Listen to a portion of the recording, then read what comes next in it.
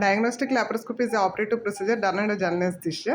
ఈ ప్రాసెస్‌లో పేషెంట్ కడుపు మీద 3 రంధ్రాలు చేస్తాము. చేసి వాటి ద్వారా పరికరాలను లోపలికి పంపిస్తాము. ఒకటి టెలిస్కోప్ అంటే కెమెరాను లోపలికి పంపించి గర్భసంచి ఎలా ఉంది, అండాశయాలు ఎలా ఉన్నాయి, ట్యూబ్స్ ఎలా ఉన్నాయని మనకి క్లియర్‌గా కంటితో చూస్తాం అనమాట. కెమెరాతో చూస్తాం అనమాట.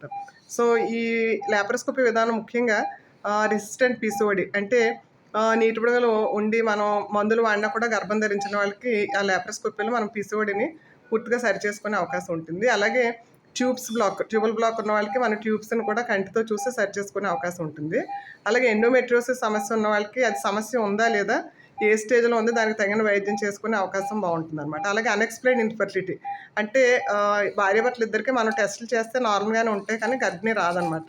సో, అలాంటి వాళ్ళకి మనకు తెలియని సమస్యలు ఏమైనా ఉన్నాయా, పిఐడి ఉందా, లేకపోతే ట్యూబల్ ఫ్యాక్టర్స్, అదర్వైజ్ ఎండోమెట్రియోసిస్ ఇలాంటి సమస్యలు ఏమైనా ఉన్నాయని తెలుసుకోవడానికి లాప్రోస్కోపీ బాగా ఉపకరిస్తుంది.